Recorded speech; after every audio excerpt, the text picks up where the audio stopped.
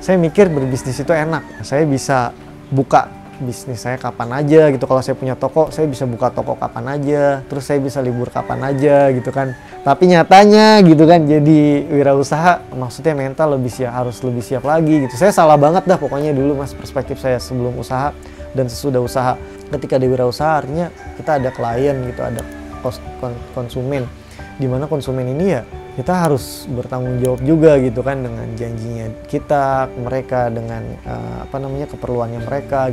Makanya ya balik lagi sih, awalnya dari ketidaktahuan sih mas. Cuma setelah ya punya rekanan sana sini ya akhirnya dapat nasihat juga bahwa ya ini kan mas bisnis fashion gitu kan, semua baju gitu kan, ya semua orang pakai baju. Selama semua orang pakai baju, kenapa kita harus takut kalau baju kita ini yang kita jual bakal nggak laku gitu kan? Oh ya udah gitu. Akhirnya itu kadang-kadang yang bikin semangat gitu.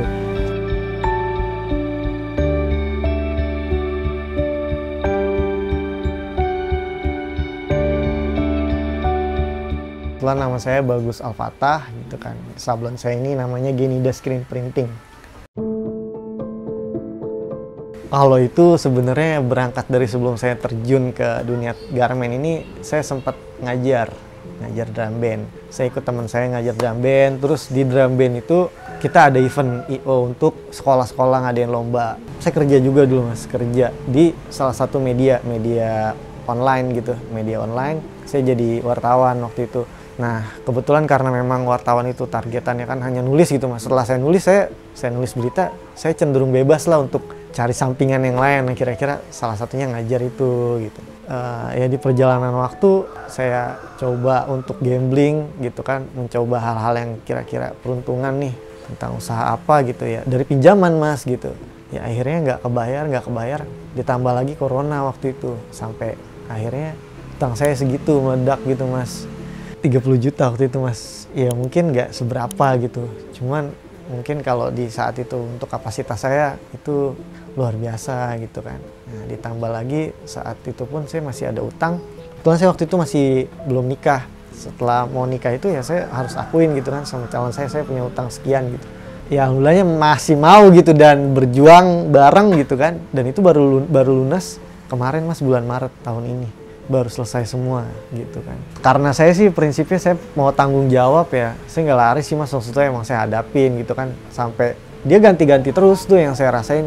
Nanti si A, ya saya bilang saya emang nggak ada mas, kondisinya kayak gini. Nah, dulu saya ngajar, dulu saya kerja, ya pas corona kayak gini kan sekolah pun libur gitu kan, usaha pun nggak jalan gitu kan. Ya, saya juga udah nggak kerja lagi ya. Jadi juga bingung mau sampai mana nagihnya gitu kan. Toh udah ketemu gitu kan, akhirnya sampai ganti orang terus ya. Tapi tetap saya ada, maksudnya begitu ada rezeki walaupun cicilan itu nggak sampai itu ya saya bayarin aja kan, bisa tuh ternyata. Alhamdulillahnya ngebuat mereka nggak terlalu ini lagi tuh untuk terlalu neken, lu harus bayar gitu kan.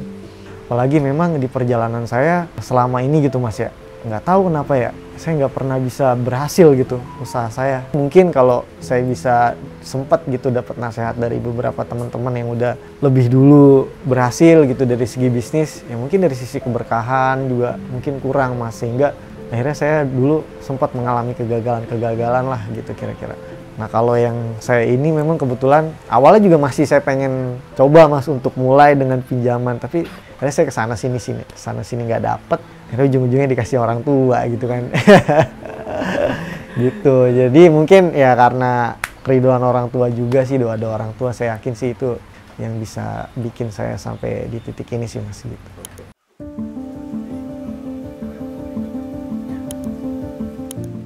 Saya ngikut sama temen gitu kan. Nah, temen kebetulan bapaknya punya konveksi dan kebetulan saya bisa desain. Akhirnya saya diajak join lah untuk kerja sama gitu.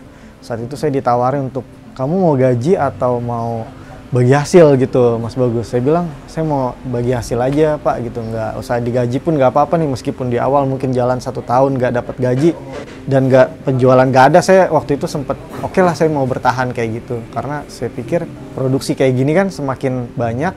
Sampai akhirnya karena corona, memang kebetulan saya jalan tuh bulan Januari sebelum corona 2019 Mas, awal pertama kali saya terjun di dunia garment kayak gini lah gitu kan, tekstil. Pas baru kerja sama ceritanya, terus sempat buka gitu kan ruko di pinggir jalan gitu. Nah, sama temen yang ngajak saya, cuma karena corona akhirnya kita mundur semua gitu kan. Karena pasca waktu temen saya bangkrut itu ya kan, saya juga akhirnya mundur, saya juga nggak punya pegangan. Ya saya ngerasa saya udah tanggung gitu mas, udah terjun di dunia ini gitu kan, terus juga udah sedikit-sedikit lah mulai tahu, coba. Akhirnya saya coba cari modal lah untuk punya alat sendiri gitu kan. Saya ke teman-teman saya segala macem gitu kan, rekan-rekan saya gitu. Iya, karena sebenarnya sih saya pikir namanya usaha pasti ada jalan sih mas. Saya cuma berpikir kayak gitu waktu itu, nggak mikir kalau nanti gimana-gimana. Yang penting saya cuma punya keyakinan saya harus berusaha untuk mencari rezeki gitu kan, menjemput rezeki Allah, ya pasti Allah kasih gitu kan. Di awal pun ya saya nggak ngerti harus kayak gimana, sampai akhirnya kebetulan saya ketemu seseorang gitu. Sekarang jadi abang sepupu saya sendiri gitu kan. Ya dia kebetulan punya, udah jalan lebih lengkap. Cuma waktu itu pun dia karena corona sempet down sablonnya dia, tapi dia akhirnya jalan ke bisnis online. Nah sablonnya ini nggak jalan, akhirnya sebelum saya bisa beli alat sendiri, saya jalan dari situ mas. Udah kalau emang lu mau pakai aja dulu alat gua. Alhamdulillah dikasih jalan dari situ gitu.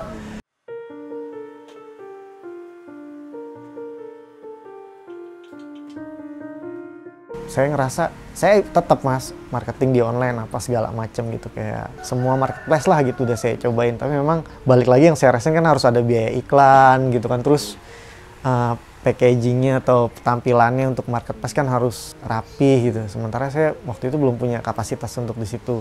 Jadi saya jalan tawarin teman-teman, awalnya sablon manual kayak gini pun ya satuan mas, satuan, karena dulu juga nggak tahu dah tuh link-link yang kayak print DTF apa segala macam itu, saya tadinya nggak tahu juga.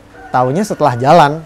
Iya, maksudnya saya juga sempat dulu ditawarin gitu, kayak bapak saya kan juga dagang gitu mas. Sempat dulu ngelihat saya masih sepi gitu kan, masih belum jalan lah. Sempat udah daripada ini ikut bapak aja misalkan gitu kan, dagang bantuin gitu kan, nanti pulang mau pasti dikasih lah gitu kan. Maksudnya bapak saya kasihan juga mungkin ngelihat kondisi saya gitu kan yang kayak gitu. Udah gitu lagi waktu itu udah ditambah berkeluarga.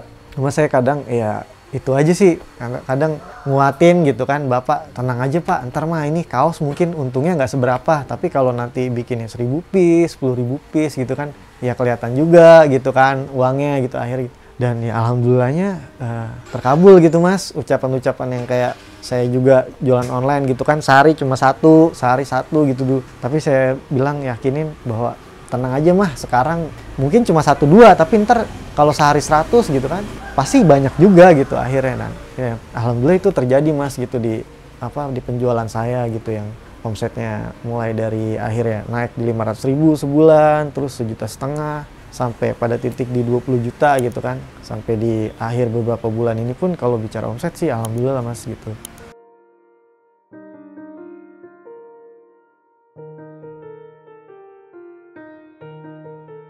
Ketika orang udah sekali pesen gitu ke saya misalnya, kalau memang saya bisa melakukan yang terbaik buat dia gitu, dan dia juga maksudnya pesanan dia tepat waktu gitu, bahan dan sablonannya pun nggak mengecewakan gitu ya kan, balik lagi silaturahminya juga dijaga, ya saya ngerasanya mereka ini yang udah sebelumnya pesan lagi gitu. Nah ditambah lagi dengan yang baru, ya mungkin itulah jadinya terakumulasi gitu mas, untuk penghasilan yang kemudian terus naik kayak gitu sih mas. Jujur kalau ditanya kelebihan apa, justru saya ngerasa hari ini saya masih banyak banget kekurangan gitu mas, ketimbang saya ngelihat brand-brand lain yang udah bisa packagingnya gitu kadang, terus mungkin dia udah dikasih aksesoris tambahan gitu. Saya pun sebenarnya kadang pengen gitu ngikutin mereka untuk kedepannya gitu. Iya, kalau di rata-rata mungkin di 6 bulan atau 4 bulan terakhir ini sih mas, udah kali 1.500 mungkin, 1.500 piece.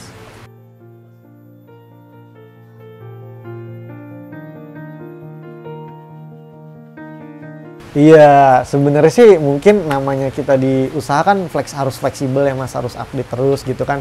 Kalau emang ada teknologi terbaru, pastinya kita juga pengen lah untuk kita juga bisa punya itu untuk mengakomodir setiap kebutuhan dan pesanan pastinya ke customer gitu mas. Cuma untuk sablon yang sekarang ini yang manual, saya sih sampai ke depan pun akan tetap saya pertahanin sih gitu Mas. Karena memang yang manual ini punya kelebihan tersendiri pastinya gitu kan, dari segi tadi ya Mas, warnanya gitu kan, terus solidity-nya gitu, ketebalannya pun kita bisa atur, dan dia juga banyak macamnya juga Mas gitu kan. Sebenarnya nggak cuma di gambar-gambar vektor aja, cuma udah ada bludru, ada yang misalnya disiram terus dia warnanya berubah gitu kan, ada yang dia nyala gitu Mas ketika di tempat gelap gitu kan.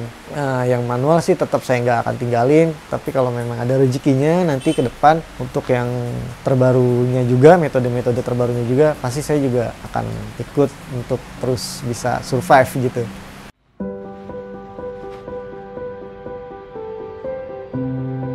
Iya, pesan saya sih kalau emang pengen berwirausaha gitu ya kan. Tapi kalau sekarang nih generasi kita ini sebenarnya punya kelebihan ya tadi, tanpa modal pun kita bisa berwirausaha gitu, bisa berdagang, bisa berbisnis gitu kan. Tinggal kemauan aja dari diri kita gitu kan. Yang pasti kalau saya bisa mengutip kata-kata Mahatma Gandhi gitu kan, kalau kamu coba melakukan mungkin kamu akan gagal, mungkin kamu akan berhasil gitu kan. Tapi kalau kamu nggak mencoba ya maka kamu cuma gagal gitu. Artinya ya itulah, silakan mencoba.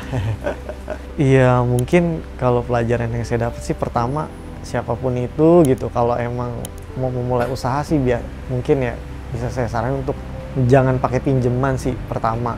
Apalagi kalau usaha untuk baru mulai Mas, mungkin beda kalau yang udah ada manajemennya, omsetnya pun udah jelas, atau mungkin dia udah punya kontrak kerja segala macam gitu Mas, mungkin oke untuk kita nerima investasi. Tapi kalau untuk baru mulai, saya rasa sih pesan buat teman-teman semua gitu dimanapun ya, kalau bisa janganlah gitu kan.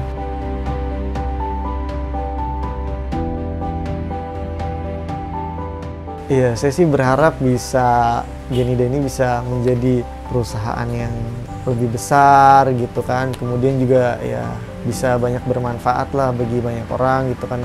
Bisa banyak yang menerima rezeki dari Genida gitu kan. Maksudnya bisa orang-orang yang pada kerja lah di Genida gitu. Karena memang ya salah satu cita-cita saya itu Mas gitu kan.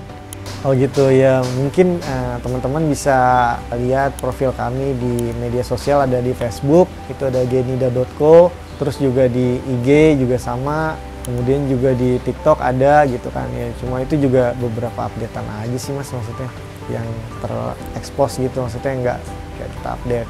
Untuk alamat sendiri sih kita beralamat di Jalan Klip Raya, Gang Rambutan, nomor 107 RT 4 RW 3 ya, Pondok Melati, Jatimurni, Kota Bekasi.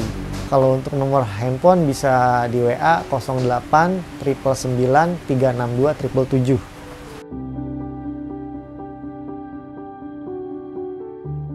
Ya, jangan lupa untuk subscribe channel Halo Bos